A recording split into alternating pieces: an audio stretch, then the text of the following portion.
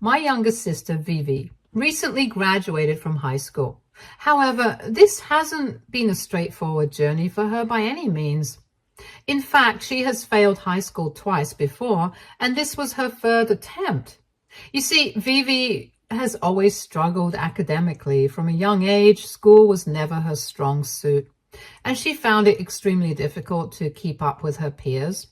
It wasn't just about bad grades. She also had a hard time staying focused and motivated, which really affected her performance. At first, she would make up excuses saying she was dyslexic. However, after multiple tests, it was ruled out. After that, when she didn't have that as an excuse anymore, she started to act out and get into trouble. There were countless times when she was caught smoking weed with older students at her high school. She would often skip classes to go off to parties, which would then make the teachers call up my parents and complain to them. My parents were constantly at their wits' end. They tried talking to her, but that did not work. Then they tried grounding her. However, Vivi would always find a way to sneak out, often in the middle of the night, to continue meeting up with her friends as usual, or even sometimes with random boyfriends she'd meet online. During this time, my parents, instead of holding Vivi accountable for her actions, would often turn their frustration towards me. They would blame me for not being a good older sister and say it was my job to guide her and show her how to be a better person. It wasn't like I didn't care about her. I did. I wanted to be a good sister, but the truth was Vivi never really listened to me. Anytime I tried to talk her out of doing something reckless, she'd get upset and defensive. After a while, I stopped trying to intervene. I hated the constant fighting, and I hated feeling like it was somehow my responsibility to change her behavior when nothing I did seemed to help. But I just let things go. It was easier to keep the peace that way, even though I knew deep down it wasn't helping Vivi make better decisions. One early morning, chaos broke out in our house. My mother, as was her routine, woke up and went to check on both me and Vivi, but when she entered Vivi's room, she found it empty. I was jolted awake by the sound of my mom screaming and yelling at me, and my dad demanding to know where Vivi was. Half asleep and confused, I rushed to Vivi's room, hoping maybe she had left a note or some sign of where she'd gone. But there was nothing. We tried calling her, but her phone was switched off, which only escalated the panic. At that point, we were ready to call the police. There was no trace of her, and we had no idea if she was safe or what might have happened. The whole situation was terrifying, and my parents were beside themselves with fear. Just as we were about to contact the authorities, one of our mutual friends reached out to me in private and confessed something shocking. Vivi had gone out again to meet a stranger, someone she had met online, for a date. I felt a wave of dread wash over me as I told my parents. That friend thankfully knew the guy's address as Vivi had shared it with her. With this new information, we immediately drove to the guy's place. When we arrived, my mom didn't hesitate. She barged into the place, screaming Vivi's name. The look on Vivi's face when she saw us was a mixture of shock and embarrassment. She couldn't believe we had found her. Thankfully, nothing dangerous had happened between her and the guy. He seemed just as surprised as we were. He had no idea that Vivi was underage. Apparently, she had lied to him about her age, pretending to be older. My dad, furious, threatened the guy before practically dragging Vivi out of there. The car ride home was filled with shouting and accusations. Vivi was defiant as usual, arguing with our parents at every turn while my mom tried to make her understand the gravity of what she had done. It was one of the most tense and exhausting car rides I can remember. Vivi was also furious at me for contacting our mutual friend and getting the guy's address from her. She kept telling me how she could have just snuck back home later, and that all I had to do was keep my mouth shut. My sister clearly did not recognize how serious her actions were and how worried we all were for her safety. When we finally got home, my mom grounded Vivi, and I thought maybe Vivi would change for the better, but that's not what happened. Instead, after this close call, my parents became almost overly protective of their youngest child. They were so terrified by the thought of losing her that they started giving in to her demands just to keep her safe and sound at home. Vivi also realized just how much leverage she had. She knew that as long as they were afraid of her running off or getting into trouble, they would give in to what she wanted. And she exploited that advantage. Even when Vivi failed high school for the first time, I expected some sort of consequence, maybe a serious talk or some discipline to set her back on track. But instead, my parents didn't even scold her. Rather than addressing the issue head on, they told her they understood how difficult high school could be and encouraged her to try again, almost as if failing was no big deal. They believed they were supporting her by being understanding and patient, but to me, it felt like they were turning a blind eye to the reality of the situation. While they thought they were doing right by her, their leniency was only reinforcing her belief that she didn't have to take responsibility for her actions. Every time she messed up, they would excuse it. It was like they were rewarding her bad behavior instead of teaching her any kind of accountability. When she repeated high school for the second time, things didn't get any better. Vivi was caught cheating on one of her exams, and as a result, she was suspended from school. This was a serious offense, and I thought surely this would be at least a moment when my parents would finally step in and discipline her. But even then, they sympathized with her as if the pressure of school was too much for her to handle, and the cheating was just a result of that. However, this is when Vivi hit a low point and made the decision to drop out of high school entirely. She felt frustrated and defeated to see how her friends had a future while she was still stuck in high school. Hence, she started working at a bar to make some money and get by. Our parents tried to convince her multiple times and even urged me to talk to her. I spent a lot of time encouraging her to give school another shot. I knew it wouldn't be easy, but I also knew she couldn't live her entire life working at a bar. My parents had clearly spoiled her enough, and I needed to push her to be better. In the end, after a lot of back and forth, Vivi decided to go back and try one last time. My parents paid enough money to have Vivi enroll her into another high school despite her record, so she could continue with her education. This time, I kept a close eye on her, and I have to say that she did work hard to pass her exams, unlike all the previous times. I was incredibly proud of her, and in order to celebrate her achievement, I took her out to celebrate. Later, when I dropped her off at my parents' place, I decided to stay the night in my old room, as I was completely exhausted.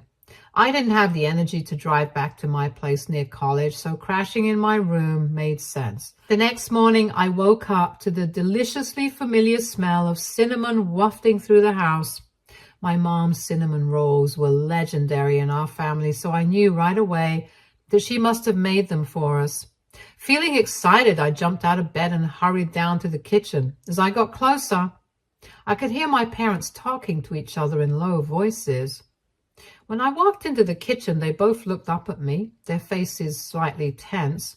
Sensing the awkwardness, I asked them what was going on, but instead of answering, they quickly brushed it off. My mom, trying to act casual, shook her head and said everything was fine. Then she changed the subject, telling me that she really wanted me to stay for the whole day and join them for dinner later. I had been planning to go back to college that afternoon, but she insisted that one more day wouldn't hurt. I agreed, not thinking much about it. That very evening, during dinner, my dad told Vivi and me how proud they were of the both of us, and my mom nodded along. Then my parents turned to Vivi and asked her if she had started thinking about college yet. She immediately lit up and excitedly began talking about her plans. She told them how she had applied to several Ivy League schools as she wanted to join a prestigious college like mine. She was hopeful and optimistic, waiting to hear back from the schools she had applied to. It was heartwarming to see her so excited about the future, especially after the difficulties she had faced in high school. My parents listened attentively, nodding as she spoke, but then they turned to me. There was a moment of silence, and the way they looked at me felt a little different, like there was something serious they wanted to discuss with me. As soon as my dad spoke, I could hear some nervousness in his voice. He started by mentioning that since Vivi would soon be heading off to college, him and my mom had discussed things between them and come to a very difficult decision. He said that they could no longer afford to pay for my college fees moving forward. I just sat there looking stunned, not fully understanding what they were saying. My mom chimed in, trying to soften the blow, and explained how they had always wanted to remodel the house but couldn't do it earlier because they were so busy supporting me financially. Now, with Vivi about to start college, they would be dipping into their savings even further, which could lead to them not having enough retirement funds. She pointed out how it was only fair for me to start paying for my education on my own since I was an adult and they couldn't fund both of our education. My mind was racing. How was I supposed to afford my own college fees? I barely had enough savings to get me through a couple of months, even though I had a part-time job. The thought of taking out loans to cover the rest of my education made my stomach drop. I had just 2 more years left until graduation, and now I was being told I'd be on my own financially. I glanced over at Vivi, and she looked just as shocked and concerned as I was. Didn't seem fair. She had just graduated after failing so many times, and while I was genuinely happy for her, the idea that I would now have to fend for myself while my parents continued to support her financially felt like a punch in the gut. I asked my parents if they planned to cover only 2 years of Vivi's college education as well, like they had with me, and if she would also be expected to pay her way after that. They avoided eye contact, and the silence that followed was enough to give me my answer. My mother started saying that Vivi was the youngest and needed more attention, which was why they would be paying for her entire college education. Otherwise, she might drop off from college altogether. She and my dad couldn't see why I was so upset. To them, it made sense. Vivi needed their help, and I was old enough to take care of myself now. But to me, it felt like they were abandoning me halfway through something they had started. I tried to argue, to make them see how unfair this was. I wasn't asking them to completely fund my life. I just wanted them to follow through with the commitment they had made to me, just as they were going to do for Vivi. But they cut me off, my dad's tone growing more frustrated. He told me that if I couldn't afford the fees, then I could quit college and take a year off. He pointed out how taking a year off from college was not a big deal. Anyway, and that I could work double shifts to save up more money and then return to finish my degree later. The idea of taking a year off from college, of delaying my graduation, felt like a nightmare. And while I understood that finances were tight, it hurt to see how easily they were willing to make that sacrifice for Vivi, but not for me. Since that difficult dinner, I was at a complete loss about what to do next. Vivi was just as upset with our parents as I was, but I urged her not to argue with them further. I told her that if she pushed too hard, they might cut off her college funding as well, leaving her in the same position I was in, having to figure out how to pay for everything on her own. The last thing I wanted was for both of us to be stuck in this situation. A few days ago, Vivi surprisingly was the one who gave me the idea to reach out to our maternal grandparents for help. They're quite well off, and growing up, both Vivi and I had spent a lot of time with them. They lived in a different town, and though it had been a while since I visited, I decided to take the bus to see them in person. It felt like they were my last hope. When I arrived, my grandparents were pleasantly surprised to see me. They were thrilled that I had come down to visit, and their warm welcome made me feel a little more at ease, though the knot in my stomach didn't fully disappear.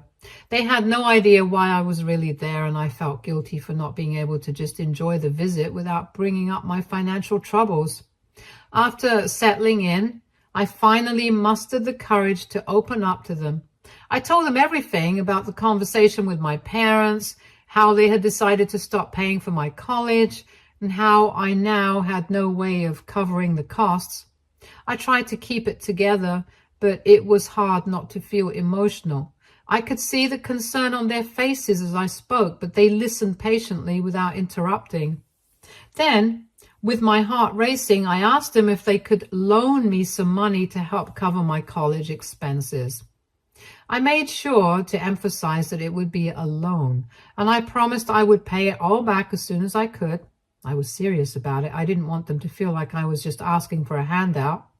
I wanted them to know I was committed to repaying every penny. Still, asking for help from them felt like I was crossing a line, and I couldn't shake the guilt even as I sat there hoping they would say yes. However, my grandparents seemed taken aback by my request. They exchanged confused glances, and then my grandfather asked why I would need more money when I already had a college fund. I stared back at them just as confused and asked, "What college fund?" This is when my grandfather explained something that completely floored me. He told me that both him and my grandmother had set up 2 separate college funds years ago, one for me and one for Vivi. After I turned 18, they gave both the funds to my parents, trusting them to manage it and use it solely for our education. This is apparently how my parents had been paying for my college fees until now. My grandparents were under the impression that me and Vivi were taken care of and said I simply needed to ask my parents for the money that had been set aside for me. I was speechless. I looked at my grandparents incredulously, trying to process what they were telling me. My parents had never once mentioned anything about a college fund, not to me, not to Vivi. For years, we had been under the impression that our parents were paying for our education out of their own savings. My mind was racing with questions. Why hadn't my parents told us about this? Where had the money gone? What were they using it for if not for our college expenses? I felt really angry and betrayed. All this time, they had let me believe I would have to take out loans or drop out of school while they had this fund that could easily cover everything. It didn't make any sense.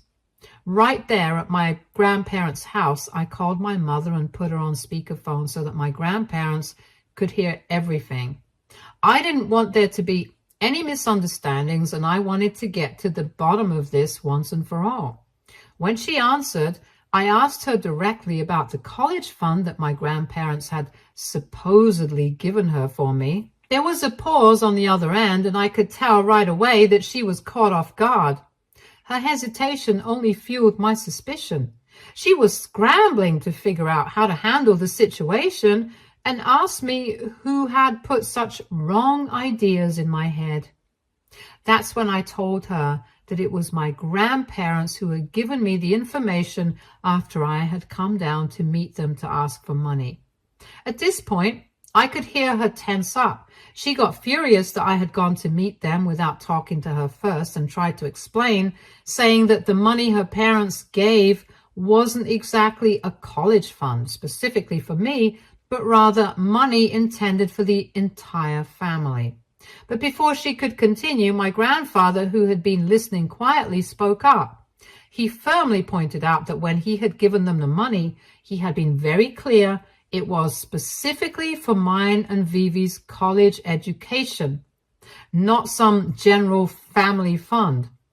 He asked her sternly where she was planning on using the money, if not on my college expenses for the remaining 2 years. My mother fell silent after hearing him say that, as if she didn't know how to respond. She then said that she would need to talk to my dad and ask him more about it. as he was the one who handled their finances.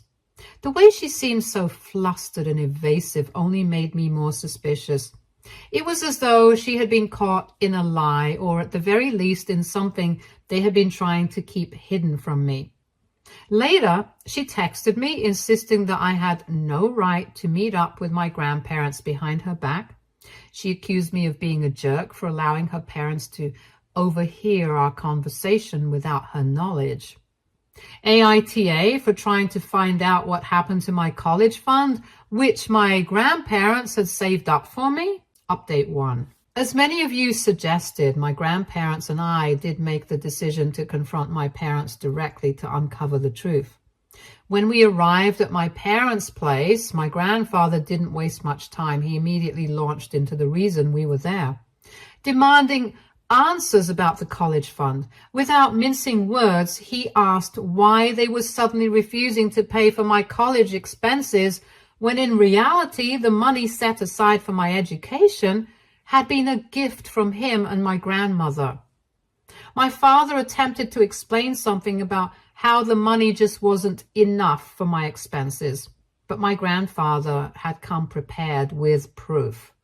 Without hesitation, he pulled out a stack of financial statements showing exactly how much money he had saved up over the years for my college education and given to my parents. Let me tell you, it was a lot, and more than enough for the entire 4 years of my college expenses and then some.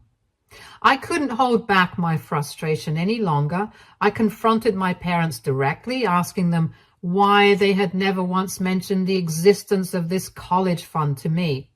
I pointed out how stressed out I had been for the past couple of days trying to figure things out. How could they knowingly allow me to struggle like that without ever telling me the truth? That's when my mom finally broke down and confessed. She admitted with clear guilt in her voice that over the years, they had slowly started dipping into my college fund. First, they had used up a significant portion toward taking care of Vivi. It turned out that all those times Vivi had failed her high school and my parents had stepped in to pay for her private high school fees again and again, or hire expensive tutors to help her out, they had been using my college fund to do it. I had always assumed they were dipping into their own savings or making sacrifices, but in reality, it was my future they were draining to prop her up. My mom also confessed that they had used the money sometimes to even fund several vacations she and Dad had taken over the years. My parents admitted that Vivi's new phone, her new car, yes, the one she was currently driving around, had all been bought with my college fund. As a result of all this, along with the fees that they had paid for me already these past 2 years in college, my college fund, which my grandparents had so carefully saved over the years, was now completely exhausted. However, Vivi's college fund still remained completely untouched. I pointed out how it only seemed fair then if they paid my remaining semesters in college using her fund, since they had used my money on her as well over the years. At this point, my dad chimed in, trying to dissuade me. He told me how I was his more mature kid, the unproblematic child who always managed to figure things out on her own. He urged me not to touch Vivi's college fund, to pay for my college expenses, saying that if I did, her college funds would get exhausted too, and then she might have to struggle. He told me how Vivi had always needed more help than I did, and that as her big sister, I should not be asking for her money. It was as if he expected me to understand and even agree with their reasoning. The implication was clear. My parents clearly believed that my sacrifices were somehow justified because in their eyes, I was strong enough to handle the consequences of their actions, while Vivi, who had always been more dependent on them, couldn't. Hearing their words was like a punch to the gut.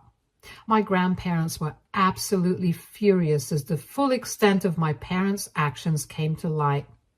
My grandmother outright stated that she would fully support me if I wanted to sue my parents for wrongfully misusing the college fund that had been intended for my future. There was no sympathy in her voice as she pointed out that what my parents had done wasn't just morally wrong, but it was legally questionable too. My parents, clearly panicking now, tried to argue and justify their behavior. They fumbled for excuses, saying that they had done what they thought was best for the family, but by now, their words held no weight. My grandfather had heard enough and cut them off. He reminded my parents in no uncertain terms that 2 years ago, he had generously gifted them the family house which they now lived in. He had done this so that my mom and dad could focus on raising a family without the burden of ever worrying about buying a home. It was a gesture of love and support. He had never once asked them to pay rent or threatened to take the house away. But now, seeing how selfishly they had taken the money meant for my college education, using it not only on themselves but also on their other child, on Vivi's high school fees, tutor expenses, her car, her phones, it was too much to bear, and he could no longer trust them. My grandfather declared that they needed to be taught a lesson. He told them that he would meet with a lawyer and transfer the deed of the house from his name to mine. In doing so, I would become the rightful owner of the house. My grandfather added without hesitation that if I wanted to, I could then just kick them out of the house entirely. Alternatively, if they wished to continue living there, they would have to start paying me rent. And with that rent, I could cover the college expenses they had forced me to shoulder on my own. My parents were speechless. I could barely contain the satisfaction that was bubbling up inside of me. For the first time in this entire ordeal, my parents, who had secretly spent years making selfish decisions and prioritizing themselves and Vivi at my expense, were finally going to get a taste of their own medicine. Ever since then, my parents have been pleading with my grandfather to forgive them, and my dad has even offered to use his own savings and sell Vivi's car if necessary to cover my college expenses. However, my grandfather remains firm in his decision. Update 2.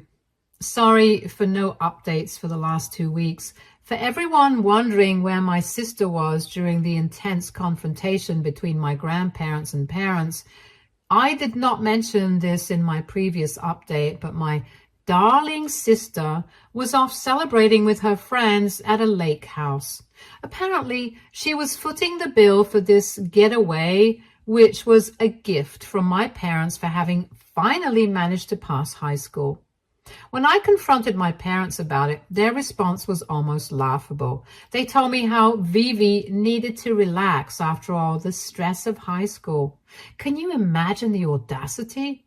Here I was, practically begging and fighting tooth and nail just to get them to cover my college expenses, the ones that should have already been covered by my college fund, while they had no issue at all for the youngest to go on a luxurious celebration.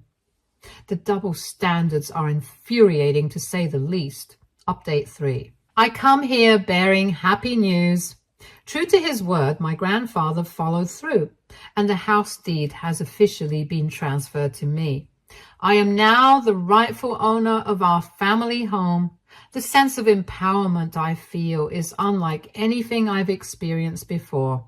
For so long, I have felt powerless in the face of my parents' decisions, but now the control is firmly in my own hands.